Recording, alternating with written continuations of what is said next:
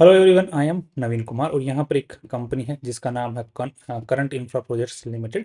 इस कंपनी का आईपीओ भी आ रहा है। तो हम सबसे पहले कंपनी को जान लेते हैं, उसके बाद में आईपीओ के पैसों से उस कंपनी को क्या बेनिफिट हो सकते हैं, जिससे कि हम लोग इस वैल्यू पे पहुंच सकें कि कंपनी को आगे फ्यूचर के अंदर में बेनिफिट देखने को मिल सकता है, किस तरीके से देखने को मिल सकता है। आज के दिन जो वैल्यू है इस कंपनी की आईपीओ के थ्रू भी लगाई जा रही है, वो क्या सही लगाई जा रही है, उसमें क्या हमें अप्लाई करना चाहिए, और आईपीओ लिस्टिंग के अंदर में फिर कौन से लेवल तक हमें इसके अंदर में इन्वेस्टेड रह सकते हैं, उसका थोड़ा सा पता कर पाएँ।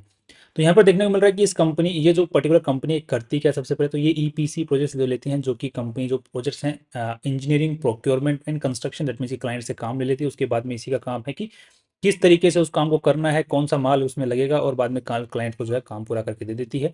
साथ में जो कंपनी जो प्रोजेक्ट्स लेती है वो सोलर से रिलेटेड लेती है, इलेक्ट्रिकल लाइन से रिलेटेड लेती है, वाटर से रिलेटेड लेती है, और बाकी सिविल प्रोजेक्ट्स भी लेती है। दैट मीन्स कि कोई पर्टिकुलर इंडस्ट्री में फोकस्ड यहाँ पर देखने को, ये कंपनी देखने को नहीं मिल रही है। नेक्स्ट यहाँ पर इस कंपनी को और समझने की कोशिश करते हैं, तो इसकी जो शुरुआत 2013 के अंदर में हुई थी, बट इसका जो काम है वो पहले से चलता हुआ आ रहा है। जैसे कि यहाँ पर हम लोग देख पा रहे हैं, current services consultant proprietorship firm उससे पहले से चलती हुई आ रही थी, उसको जिसको इन्होंने प्राइवेट लिमिटेड कंपनी खोल के एक्वायर कर लिया। नेक्स्ट यहाँ पर देखने को मिला, उसके बाद में इन माइलस्टोन्स को आप लोग चेक कर सकते हैं। इन्होंने अलग अलग सब्सिडरीज बाद में खोली हैं, एंड उनको बाद में कौन कौन से काम किए हैं उनको आप लोग रीड कर सकते हैं पॉज करके। यहाँ पर आज के दिन इसकी 4 सब्सिडरीज इस पर्टिकुलर कंपनी की देखने को मिल रही हैं, जिनको आप लोग यहाँ पर आराम से देख सकते हैं। और होली ओन्ड सब्सिडरीज हैं, ऐसा नहीं है कि कोई थोड़ा बहुत कहीं और कंपनी या फिर कोई और स्टेक ओन कर रहा हो। आज के दिन जो कंपनी को जो लोग चला रहे हैं उनका मेन नाम है, जिनमें से मेन का नाम आ रहा है, उनका नाम है सुनील सिंह गांगवार जी। और यही इस कंपनी को मेनली डायरेक्शन दे रहे हैं, चेयरमैन भी हैं, मैनेजिंग डायरेक्टर भी इस कंपनी के यही देखने को मिल रहे हैं। साथ में ही इनके पास में एज भी ठीक है और एक्सपीरियंस भी ठीक ठाक इस कंपनी के अंदर में इनका देखने को मिल रहा है, मतलब इस पर्टिकुलर इंडस्ट्री के अंदर में देखने को मिल रहा है इनका एक्सपीरियंस। दो यहाँ पर एक चीज, इस पर्टिकुलर आप पैराग्राफ को अगर यहाँ पर पढ़ेंगे तो इनका ऑलरेडी एक आरपीएससी जो कि यूपीएससी होता है, उसी तरीके से आरपीएससी राजस्थान का पब्लिक सर्विसेज एग्जाम होता है, उसके बाद में इन्होंने पीडब्ल्यूडी के अंदर में एज अच्छा खासा काम इन्होंने संभाला, और 2023 के अंदर में जाकर के इन्होंने अपना रिटायरमेंट ले लिया है, और उसके बाद में अभी कंपनी संभाल रहे हैं। बट कि ये जब कोई ये जो पर्टिकुलर कंपनी 2013 से as a private limited company चलती है, और उससे पहले से भी चलती आ रही है, दैट मीन्स कि ये जब अपनी पोस्ट पर थे और सिमिलर से जो प्रोजेक्ट्स बांटते थे, तो राइट, तो ये इसी इसी टाइप के प्रोजेक्ट्स कम पीडब्ल्यूडी डिपार्टमेंट बांटता है, और साथ में ही जो कंस्ट्रक्शन रिलेटेड प्रोजेक्ट्स जो होते हैं, जो गवर्नमेंट के होते हैं, वो बांटता है। तो मुझे लग रहा है कि कहीं ना कहीं अनड्यू एडवांटेज जो है इन्होंने अपनी पोस्ट पर रहते हुए इस कंपनी को दिया है या नहीं दिया, वो तो एक अलग सवाल है।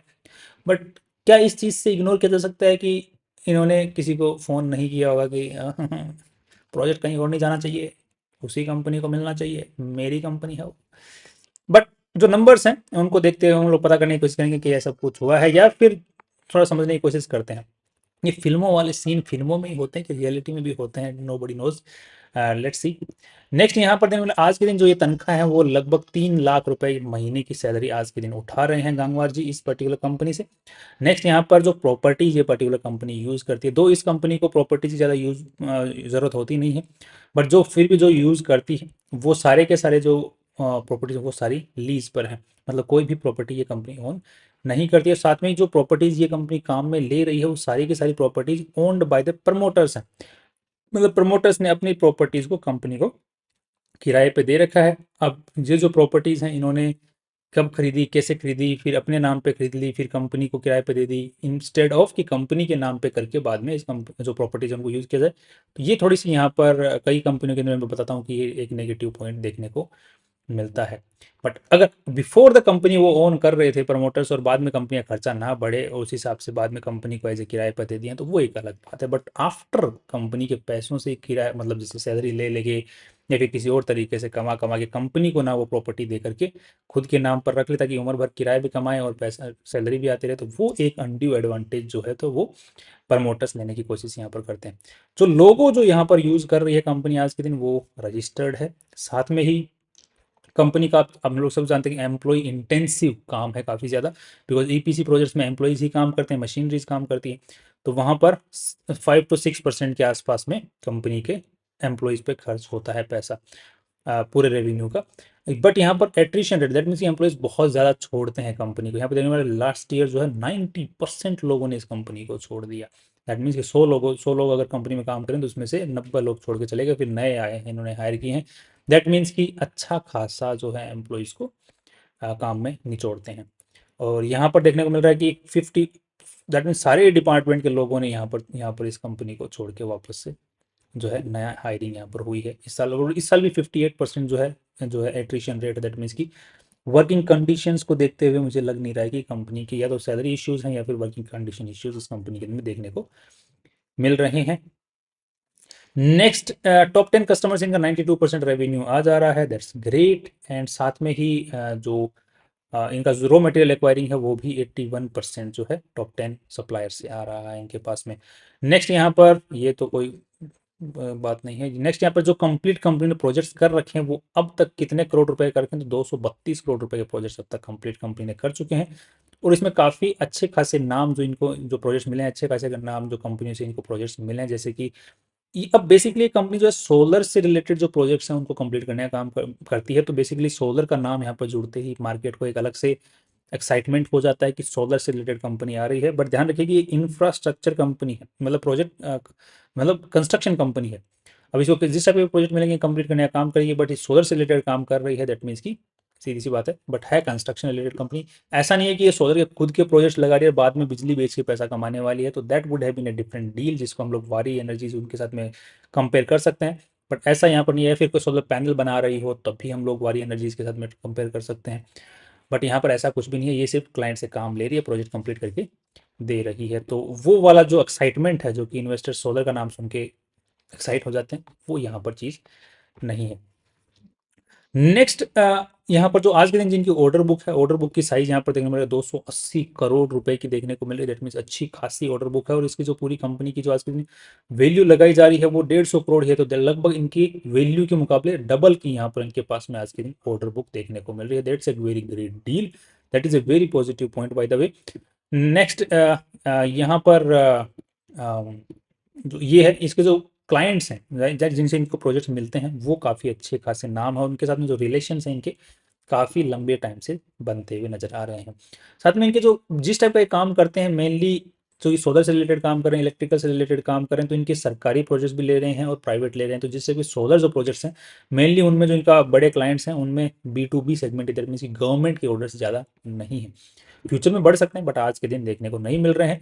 बस यही एक चीज़ पर्टिकुलरली देखने को मिल रही है कि B2B प्रोजेक्ट्स ही इनको ज़्यादातर मिल रहे हैं, तो इसका जो अनड्यू एडवांटेज है वो गवर्नमेंट वाला जो कि पोस्ट पे रहते हुए, तो वो थोड़ा सा मुझे यहाँ पर पर्टिकुलरली देखने को नहीं मिल रहा है। बट यहाँ पर जो डेटा है वो 2023 के बाद का है, उससे पहले किस तरीके से मिला है वो अलग बात है, वो उसमें हम लोग नहीं जा सकते बिकॉज वहाँ पर उस चीज़ का डेटा ही हमारे पास में नहीं है, राइट। सो आफ्टर दैट अच्छे खासे इनके पास में प्रोजेक्ट्स हैं।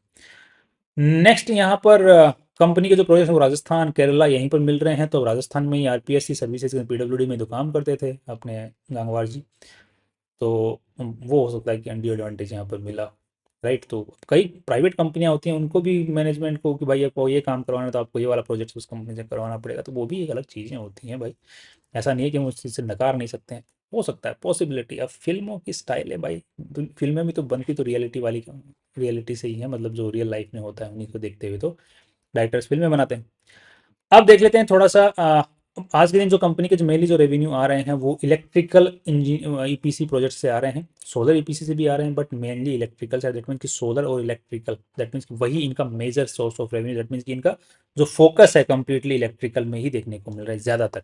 बट ये I don't know why they are diversifying into the water EPC and civil EPC as well, because they don't need to, right. आने वाला फ्यूचर क्या है इसी चीज़ के ऊपर में बहुत ज़्यादा इनके पास में प्रोजेक्ट्स आ सकते हैं। अब थोड़ा सा हम देख लेते हैं कंपनी का उस चीज़ को भी एक बार समझने की कोशिश कर लेते हैं। प्रमोटर्स की होल्डिंग को एक बार देख लेते हैं। तो यहाँ पर प्रमोटर्स की जो होल्डिंग है लगभग देखने को मिल रही है, लेट मी सी कि 97% मालिकाना बिफोर द IPO था और लगभग यहाँ पर 70% के आसपास में मालिकाना हक प्रमोटर्स का इस कंपनी में आफ्टर द IPO भी रह जाने वाला है। मेनली जो इस कंपनी के जो प्रमोटर हैं उनका नाम है सुजाता गांगवार जी, जो कि वाइफ है सुनील सिंह गांगवार जी की। बिकॉज बीइंग अब ये 2013 की कंपनी खुली हुई है, तो तब बीइंग एन सेंट्रल जो गवर्नमेंट के एम्प्लॉय इनके पास में ये वो कंपनी के मालिक नहीं हो सकते थे। बट यहाँ पर क्योंकि ऑपरेशनल नहीं ले सकते थे तो यहाँ पर इन्होंने अपनी वाइफ को बना रखा है, तो दैट्स अगेन ओके। नेक्स्ट, थोड़ा सा और समझने की कोशिश कर लेते हैं इसको। उसके लिए हमें चलना पड़ेगा कंपनी की RHP में, बैलेंस शीट को समझने की कोशिश कर लेते हैं। पूरी कंपनी के अंदर में 79 CR इस कंपनी में लगे हुए हैं, जिसमें से इन्वेस्टर्स का पैसा लगभग 23 CR के आसपास में लगा हुआ है। बाकी सारा का सारा पैसा जो है वो उधारी का है, या तो लॉन्ग टर्म उधारी है या फिर शॉर्ट टर्म उधारी है। और इस साल ही जो है इन्होंने काफ़ी अच्छी खासी उधारी 12 करोड़ रुपए से और बढ़ाई है, वो भी लॉन्ग टर्म की। एंड पिछले सालों के इस मुकाबले जो है पहले उधारी घटी थी, फिर इस बार 12 करोड़ से उधारी बढ़ा ली है। यहाँ पर इन्होंने शॉर्ट टर्म उधारी भी इन्होंने और बढ़ाई है, जिसकी वजह से कंपनी के बैलेंस शीट का साइज बढ़ गया। अभी उधारी बढ़ाने की जरूरत क्यों पड़ी? Because of one thing that is trade receivables. Company जो काम है वो कर तो रही है, बट उसका पेमेंट जो है वो टाइम पर नहीं आ रहा है। एंड वो एक हो सकता है साइकिल बनी हो, या फिर इस साल इन्होंने थोड़ा सा रेवेन्यू ज़्यादा दिखाने की कोशिश की हो, तो सो दैट IPO ईयर के अंदर में इनको अलग से फ़ायदा एडवांटेज मिल सके, जिसकी वजह से इनको जो जो साइकिल है उसके हिसाब से पेमेंट अभी आना बाकी है, जो कि इनको फ्यूचर में रेवेन्यू दिखाना था उन्होंने जल्दी दिखा दी, जिसकी वजह से ट्रेड रिसीवेबल्स वाला सेगमेंट बढ़ गया हो। तो वो एक पर्टिकुलर रीज़न यहाँ पर हो सकता है। नेक्स्ट यहाँ पर रेवेन्यूज़ को अगर देखते हैं तो 60 करोड़, 78 करोड़, 91 करोड़। साथ में ही अगर हम लोग इनका नेट प्रॉफिट्स को देखते हैं तो 1.5 करोड़, 5 करोड़ और 9.5 करोड़। तो दैट मीन्स कि यहाँ पर जो रेवेन्यू है वो कुछ खास इंक्रीज नहीं हो रहे हैं, बट नेट प्रॉफिट जो है इतनी भयंकर तरीके से इंक्रीज हो रहे हैं कि जिसकी कोई हद नहीं। मतलब ऐसा लग रहा है कि 3 साल पहले तो कंपनी प्रॉफिट करती नहीं थी, और अभी IPO के अंदर में जैसे देखा जाता है कि 3 साल तक का डेटा एटलीस्ट होना चाहिए। तो जब से 3 साल का तक का डेटा है उसी के बाद में कंपनी ने प्रॉफिट चालू किया, उससे पहले तो कंगाल होकर बैठी थी। ऐसा इसको डेटा को देखते हो, और 3 साल बाद, 3 साल के अंदर में ही 9 करोड़ तक। तो जो प्रोजेक्शन यहाँ पर नजर आ रहा है कि अगले 3 साल के अंदर में कंपनी हो सकता है कि 50 करोड़ रुपए तक के प्रॉफिट्स कमा रही हो, बट वो थोड़ा सा आउट ऑफ द स्कोप जा रहा है, बिकॉज रेवेन्यू जो है यहाँ पर कुछ खास इंक्रीज होते हुए दिख नहीं रहे हैं। राइट, तो इस एक जो स्टेगनेंट पोजीशन है इसकी आ सकती है आने वाले टाइम के अंदर। तो आज के दिन 10% के आसपास में नेट प्रॉफिट जनरेट कर रही है रेवेन्यू का, और पिछले साल जो है लगभग 6-7% के आसपास में नेट प्रॉफिट जनरेट कर रही थी।